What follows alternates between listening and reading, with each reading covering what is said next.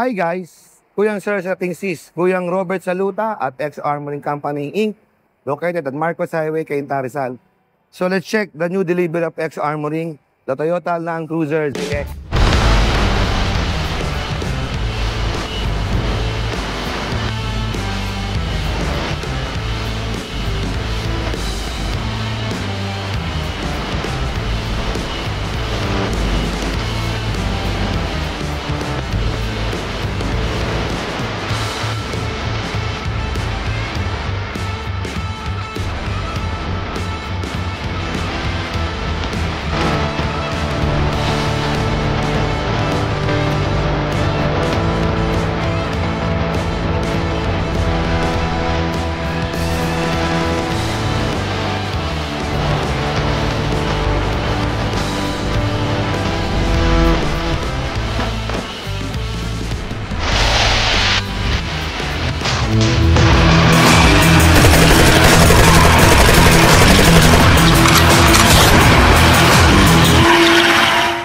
This unit is assault rifle protection. So silipin natin yung ginawa nila. Tara!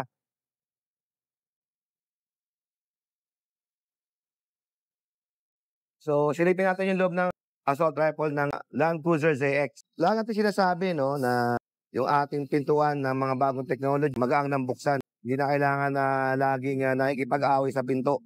So, ayan po. And also, kung isasara natin yung mga pintuan, hindi naman natin kailangang islam. Kahit itulak nga lang natin eh. Ayan, no? Ibig sabihin po, maganda po ang alignment ng mga pintuan natin because of the fabricated hinges. So, ito, no? Kung makikita ninyo, side muna tayo, no? So, ito yung reason na bakit po medyo gumang po ang ating mga pintuan, no? Yung ating pong sinasabi natin ay yung mga fabricated. So, yung mga ating mga hinges po, mga solid na po yan. So, hindi lang siya in-upgrade. So, solid na ho lahat yung mga yan. And also, may mga ginawa ho tayo para ho gumang yung open and closing natin. No? Ayan. Ayan po. So, kahit magbukas po tayo, hindi natin tinutulak. Ayan po. Alalay lang ho tayo dyan. Ating mga pintuan, meron ho tayo yung ano dito, mga strap. No? Itong strap na to, protection ito, para pag bumukas yung pinto natin, hindi siya dire-diretsong sasagad agad. Siya yung magpipigil para sirain yung mga nasa hinges area natin. Okay, yan po yung kagandahan ng mga ating bagong technology. So, ngayon po, no, ito, no, yung ating pong salamin, since this is assault rifle protection, no, ang thickness ito is around mga 40 mm. So, itong LC300 na ito, if you can see, wala akong distortion po yung ating salamin. Napakaganda. Kahit tingnan mo natin, no, yung mga bandang corner, talagang maliit lang, hindi nga masyado mapapansin talaga. Ngayon po, no, not only the windshield, even yung mga lahat ng salamin natin is 40 mm. Itong armored po natin, no, meron ho tayong bubong na armored, no, which is we use 3 mm steel na design sa 60-degree angle na M16. Wala naman kasing babaril sa atin sa bubong ng diretso. In our body armored naman, no, we use 6.5 mm with Kevlar. So, kung sakali po naka-special bullet sila, no, may magsasalo po doon sa bala natin, which is the additional protection. Ang tawag natin, parang backer po, or backup po doon sa steel natin, po ang sasalo ng impact kung naka-special bullet po sila. So, same din po, no, lagi natin in-express sa customer natin, no, meron ho tayong overlapping, meron ho tayong bullet catcher, ayan po. Halos lahat yan, eksakto po yan sa ating pong mga glass or mga side door po. At also, yung ating pong cover po dun sa ating side mirror po, may mga armor plating din po yan na nakalagay. We see to it na wala tayong gap na pwedeng malutan, no? Kahit po dun sa mga corner sa side, yung parang mga side po nito, yung mga side nito, may mga armored po tayo dyan. Itong FC300, no, ang body nito aluminum. Kaya kung mapapansin po ninyo 'no, meron ho tayong mga bakal dito na install new screw. So yan po yung, para mag-hold po dito. Yan po yung kagandahan ng mga ginagawa ho natin. Sa floor naman 'no, we use Kevlar blanket. So sa Kevlar blanket naman, para ma-lesser yung weight natin. And also yung mga ating mga electrical, hindi ho yan maiipit, lagi ho yan nasa ibabaw po ng carpet na original. So kaya kung sakaling meron tayong problem, easy natin te-trace kung ano yung problema sa electrical po. Operable power window tayo 'no, yung na-explain ko parati sa inyo. Ayan po, ayan, going down, going up. We discuss always natin bakit bumaba ang bintana 'no, left and right natin sa front. The reason is, number one, if in case, masira yung aircon natin and, medyo malayo yung travel natin, hindi tayo suffocated sa loob. May papasok na hangin, yan po ang mga reason niyan. And second po 'no, if in case meron ho tayong checkpoint na unusual, parang hindi legit, baka mamaya gawa-gawa lang yung mga checkpoint or, something may paparada sa atin 'no, puwede nating ibaba lang yan para kausapin and open the light, 'di ba? Yung mga ganyan po, yan. Tapos kung sakali man lang hindi ho talaga legit yung mga gano'ng pagharang ano o checkpoint, 'pag pinasok ho niya yung barel, mabilis namang umaangat yan. So maganda po yung mga ating power window po. Hindi siya slow motion, kumbaga talagang sakto po. Galing Germany po yung ating mga motor na kinakabit po sa power window at, malalaking klase po ng motor siya. Ngayon po 'no, punta tayo sa likod. Sa likod na part po 'no, itong ating mga salamin, fix po yan, okey, fix. For VIP purpose na hindi na kailangan makipag-usap po dun sa mga kliyente natin. And one thing po 'no, ito po, may ginawa ho tayong espesyal dito sa upuan ng kliyente natin 'no. Gusto ko kasi niya nai-slide yung upuan niya. So, this one is manual para napakasimple lang ho at, makapasok din po yung ating pasahero po sa third row. So, ito 'no, papakita ko sa inyo. Ito po 'no, kasi ang gusto po ng customer, lumuwag pa ho yung upuan niya 'no. So, ang ginawa ho natin, gumawa ho tayo ng simpleng upuan na magfi-fit po dito at parang yung ating pong, third row, sakto lang ho. Mai-o-open pa at may makakasakay po. Eto ano, since ito po yung ating, parang, tambol dito 'no, so yan diyan po bumabangga yung mga upuan. So ang ginawa ho natin, in-adjust natin, nilipat natin ng konti yung upuan and then we put a armrest po 'no. At saka kung mapapansin po ninyo, ganito kahaba ang na-extend po niyan. Kasi po ang original na seats po nito is hanggang dito po. So ngayon po, ito po siguro I think mga 4 inches 'to na nai-atras po natin yung upuan. So check natin ng maigi 'no, para mapansin po ninyo. So yung height ko po is, 5'8". So ito yung medyo komportable para sa akin na upo while driving 'no. So ito na ang mangyayari po sa atin sa likod para makita ho ninyo. Ito ang mangyayari para makita ho ninyo 'no, lumaki na ho yung ating, legroom po. Since andito ho kasi yung original niyan. So adjustable naman ito na puwede ho ninyong iangat, depende ho sa height ng gusto ho ninyo. Sakto ho 'to. So kahit naka-slout po kayo, gumanyan pa ho kayo, kumbaga maluwag talaga yung legroom natin ngayon.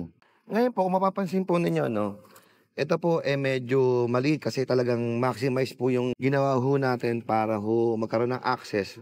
Pero ganito po ang ating style po dito 'no. Ito po kasi 'no, kapag, forward po natin 'tong ating upuan at ni-recline po natin 'to. So kung mapapansin po ninyo 'no, manual po 'tong ginawa natin, nag-automatic. Dahil hindi naman siguro natin kailangan mag-matic ito, dahil hindi naman natin madalas gagamitin yung paggalaw-galaw po niyan, eh. Meron na ho tayong access para po makapasok po sa kabila na puwedeng umupo yung tao, ayan po. And also 'no, ang advantage po nito kung sakali pong, medyo malaki po yung nasa likod 'no, makakapag-adjust po yung ating seat. Puwede hong i-move backward itong seat na yung hindi mag-suffer yung kanyang legroom. Ibig sabihin kahit dalawang tao nandito, medyo maluwag pa po siya. Itong kabila, ayan po, upo tayo sa kabila 'no. Ito po kasi nakahiga ho 'to 'no, naka-recline ng todo. So kung ang komportable niya, ayan po. ito po ang ating, space po 'no. So, try ho natin na umupo dun yung komportable 'no. Dito, 'tong portion na 'to, maluwag pa po 'to at, sobrang luwag pa ho dun. Puwede pang umabante ho ito at puwede ho natin 'tong iabante. Tingnan niyo 'no, yung aking space po dito siguro mga ano pa ho 'to, 2.5 inches po 'to, na yan po yung, komportableng seat at check natin yung, normal na seats. Ito po, pansinin niyo, sobrang laki pa ho niya. Oh, siguro kung iabante ho natin ito, sa height ko 'no na 5'8" at balikan natin ng konti, na komportable, ayan po, maluwag po ho 'yan. Ngayon subukan natin pumunta ho sa likod para makita ho natin 'no.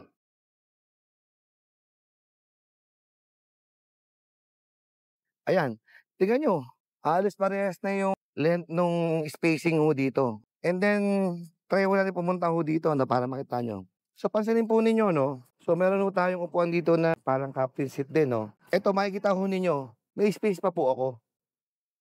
Uupo po ako ng diretso, ayan po, halos pare-parehas na ho yung length nung ating spacing.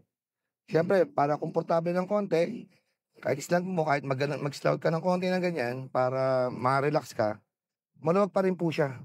Ayan, oh, 'di ba? Yun po yung kagandahan nitong ginawa nating upuan po 'no, na napakasimple po, na hindi ho gano'n kamahal, makikita ho ninyo. Actually gagamitin lang naman natin 'to kung meron lang tayong extra na pasaherong makikisakay sa atin, eh. Ayan, halos, ginaya natin lang yung konti nung design po nung harap tsaka likod, pero kailangan nating liitan po ito para ho mas magandang tingnan at saka ang kagandahan ho nito, kahit nandito ho kayo sa likod, kita niyo pa rin ho yung nasa yung buong windshield po. Ayan, makikita ho ninyo, ganyan-ganyan lang ho kayo. So yun po yung kagandahan ho nitong, ginawa captain seat na napakasimple po na manual, hindi ho siya automatic. So yan lang po yung pagpasa po diyan 'no. Ngayon po, adjustment lang ulit tayo para kung sakali pong lalabas po tayo 'no.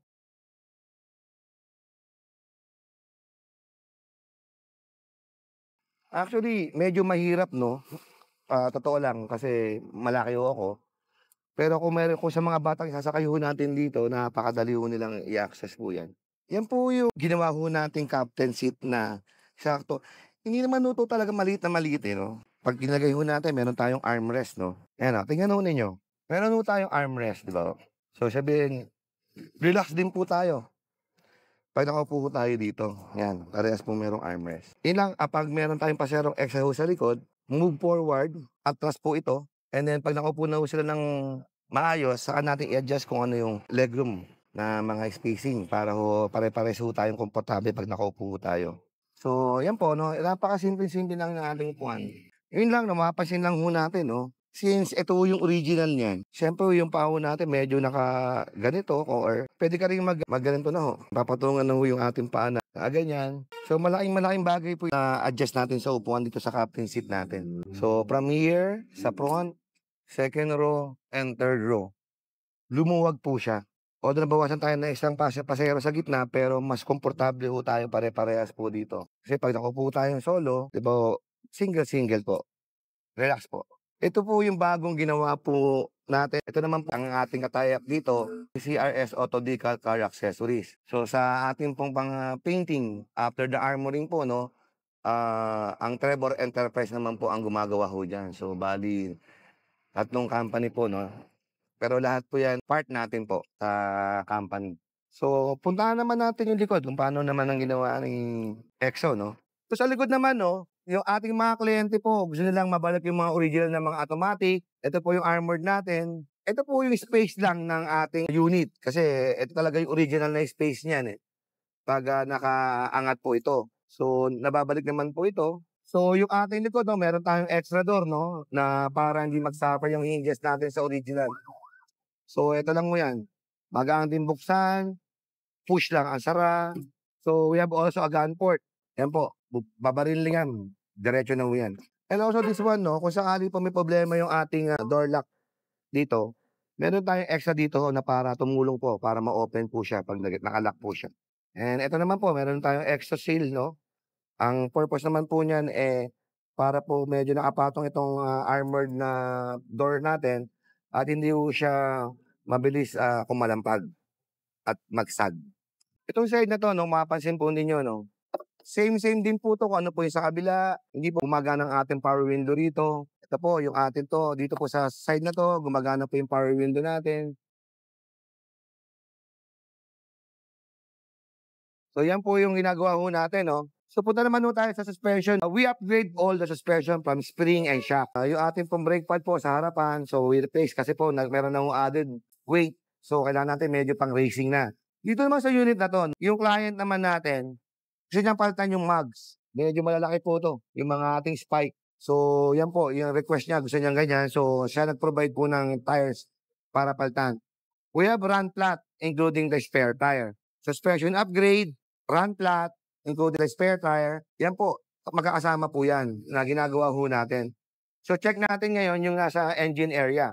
So dito no sa ating engine area no, mapapansin po ninyo meron no tayong cover ng bakal dito.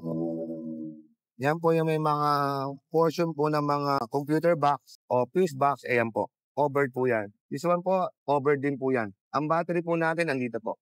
So halos natakpan na po siya. Itong portion na po 'to, sa may fender, may armor din po 'yan. So 'yan po yung ating mga advantage po na ginagawa ko dito sa ating mga unit. And also before I forget, meron tayong firewall 'no. Yung firewall natin, nasa loob po nito, tinanggal natin yung dashboard. So this one po, in the front po na area nito, halos lahat po ng ginagawa ko natin ngayon 'no, lahat po may ram bumper. Which is naka-cover po dito sa loob ng bumper na hindi niyo mapapansin po. So this unit is ready for delivery. So siguro maganda i-test drive po natin. O na-test drive po 'to ng ating, plant engineer 'no. Pero tayo naman mag-test drive para ma-feel naman natin yung ride. Gaano ka-comfort po 'tong Toyota Land Cruiser ZX na brand new po, before delivery. Tara, test drive natin 'to LC300 ZX. So ito 'no, kung makikita ho ninyo yung ating driving ito napakadaming features itong Otong 'to, eh. Ganda ng power, parang hindi naka-armored. So dito sa U-turn, Please obey all traffic regulations. ayan, nagsasalita ho yung kotse. So eto po, tingnan ho ninyo, yung ride po niya masarap gamitin after the armoring especially kasi yung ating added weight nagko-compensate po dun sa ating suspension na nilagay po. So tinimbang po natin 'yan kaya maganda po yung ating ride at saka yung ride comfort niya. Please obey all traffic regulations. Ayan po, gamitin itong kotseng ito, lakas. At, 3.5 lang ho 'to na V6 pero twin turbo na napakataas ng torque and power. Ano turn, balik po tayo. This unit is ready for delivery na. Pa-pick up na natin 'to. Bilis, ganda. Ganda ng features pati yung auto. Talaga Toyota. So anyway po, shoutout muna tayo dun sa shop ni Ating Melay, yung Ayumi Marikina. Baka gusto naman yung magpaganda from the armored, pagpaganda po tayo, yung mga eyelashes nila Ating.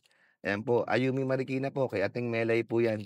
By the way, don't forget to like, subscribe, and share my YouTube channel, no? Kuyang Robert. If you have any question, you can call me at 0917-837-3099. Maraming salamat po. Thank you very much and God bless.